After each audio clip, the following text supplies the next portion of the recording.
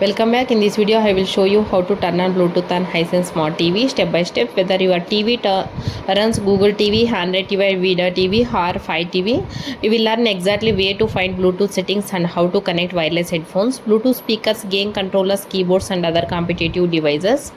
If you can't find the Bluetooth option on your Hisense TV, don't worry, I will explain the why it might be missing. Please keep watch on this video. For the first method is Hisense Google TV or Android TV.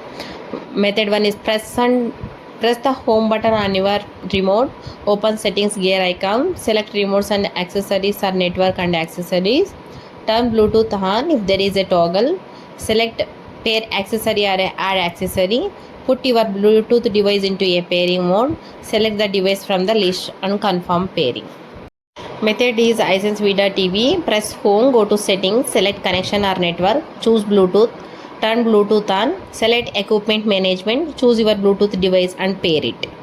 Third method called Hisense Fire TV. Press home button and choose open settings, select controllers and Bluetooth devices, choose other Bluetooth device, select add Bluetooth device, put your device in pairing mode and select it when it appears.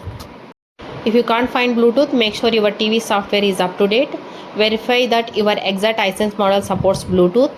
Some models only support Bluetooth for the remote, not for headphones or speakers. Some common Bluetooth device you can connect: wireless headphones, Bluetooth speakers, game controllers, Bluetooth keyboards and Bluetooth mouse are supported models. Still you want help? Tell me your Hisense TV model number. I'll provide the exact Bluetooth steps for your TV.